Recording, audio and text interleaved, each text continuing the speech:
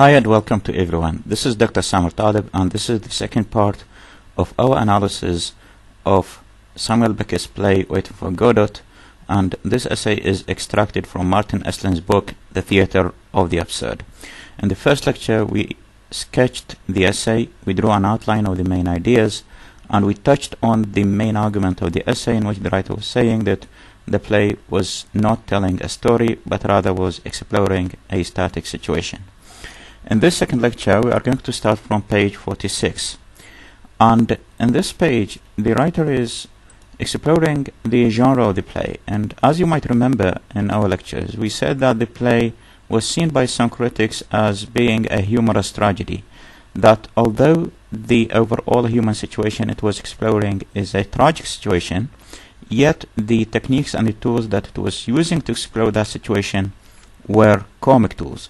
And here Martin Eslin finds some similarity between the play and the crosstalk comedians of music halls. And he mainly touches on that issue because Vladimir and Strogan work as a pair, and always the comedians of music halls always appear as pairs. And so always the dialogue between Estragan and Vladimir is based on this idea of complementarity, that they are a pair, and we explored that in the class, and we said that they are using stichomathia, which is using a turn taking of one sentence for each of them. So as you see here in this example, the writers were characters were speaking just like crosstalk between two people, and this is characteristic of the comedians of music halls. And the writer is exploring the idea that Waiting for Godot is not like traditional drama, but rather it is more like a performance or a circus or a dance and so on. So even the characters refer to this idea of being actors in a circus. So for example, in this a very beautiful extract from the play, we see Vladimir was saying, "Charming evening we are having, unforgettable, and it is not over, apparently not. It's only the beginning. It is awful. It is worse than being at the theater, the circus, the music hall, the circus." So this is a meta-theatrical reference in the play, as if it is a play within a play. So the actors are self-aware that they are in a theater, so they also draw similarities between their situation and between actors in the theater. And not only a theater, but rather it is more like a performance of a dance or a circus. And this leads to another idea which also adds to the comical effect of the play, which is the idea of physical humor. So it adds to the comical effect, as we said, and there are many examples that the writer is using. For example, the protracted gags and also the exchange of hats, and we can say that most of the sittings and the standings and the entrances and the exits and the movements that the characters show are physically humorous. And so when we come to the genre of the play, we said that despite the fact that the play is exploring a tragic situation, the overall human condition, the suffering and the meaninglessness of this human condition, despite of that, the play is using some comical and humorous methods and tools in order to convey that idea.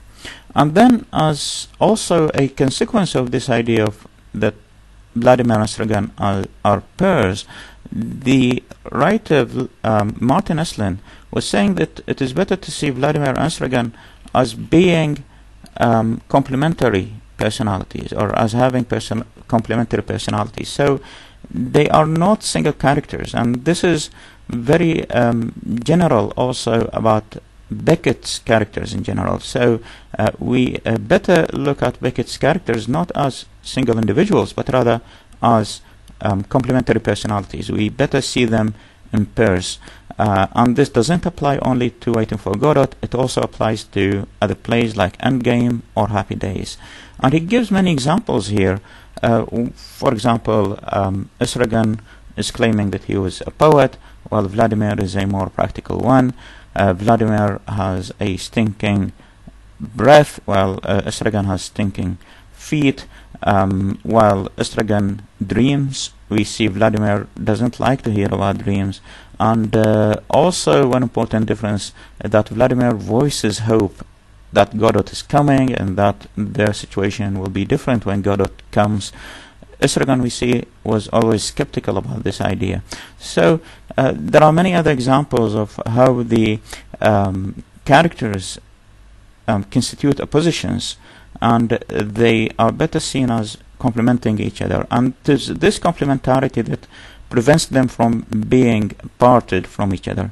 And they also raise this idea that they are tied to each other. That's why when they want to separate from each other, they always fail.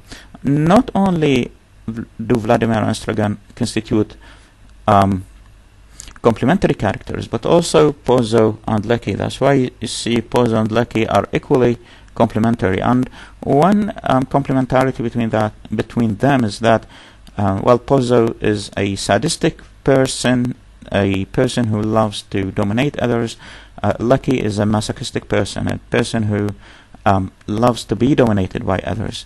This is one difference. The writer goes on to use many metaphors in order to describe the relationship between Pozzo and Lecky. So one metaphor is using that they are more like body and mind.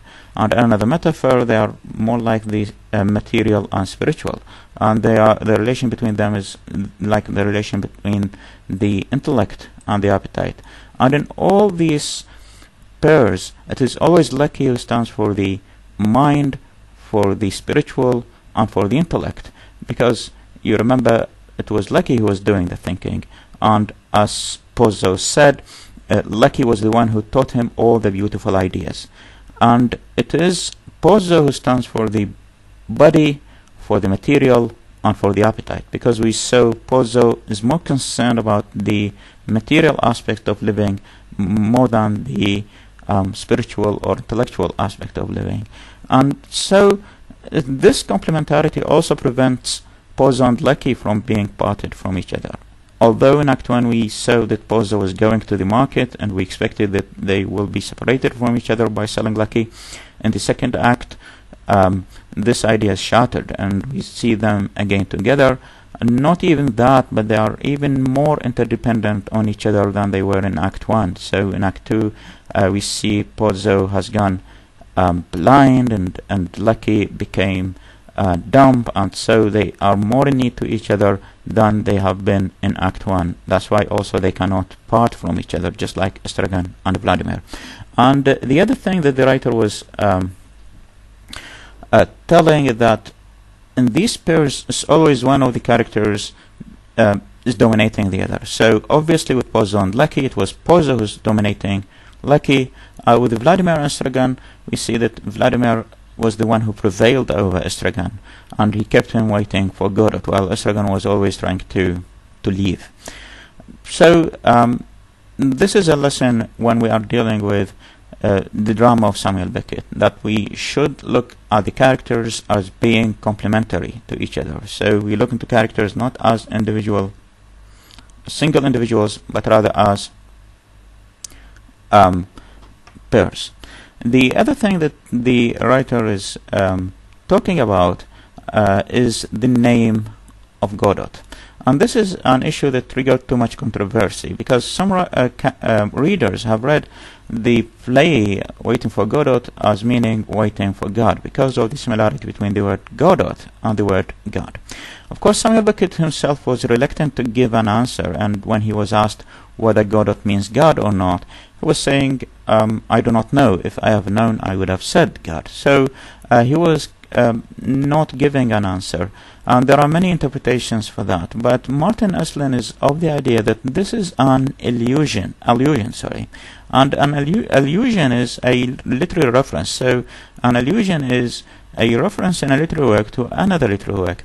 And here the writer was saying that Samuel Beckett was referring to a play by Simone Weil, the French playwright, and the play was entitled in French Attendez de Dieu, and in English it means waiting for God. So the similarity is very striking between waiting for Godot and waiting for God. So maybe Samuel Beckett was referring to this play as he was crafting the title of Waiting for Godot. Another possibility is that Samuel Beckett might be referring to a play by Balzac, and the play was entitled Le Faiseur. Le Faiseur means the maker, and what is interesting about this play is that there is a character named Godot, and Godot does not appear in the play, and many other characters are waiting for him in order to solve some problems that otherwise are left unsolved. And up to the end of the play, Godot does not appear. So according to Martin Estlin, these similarities or these parallels, as you can see, are too striking to make it probable that this is a mere coincidence. So it is very likely that this is not a coincidence, and that when Samuel Beckett crafted the title of his play, he has in mind the play of Simone Weil and the play of Balzac, and this might be interpreted as being a reference or an allusion to another play. But the writer is quick to warn us that in reality the name of Godot, no matter how important it is not the main theme in the play. So if we return to the title of the play, Waiting for Godot, the play is mainly about waiting, and it's not about Godot. We will leave that to the next lecture. Next lecture we will be dealing with the theme of waiting, because there's a very complicated idea in the play, because it is related to the idea of time in the play, the idea of habit, the idea of change. So next lecture we will be dealing with the theme of waiting. Thank you very much for listening, and see you in the next lecture.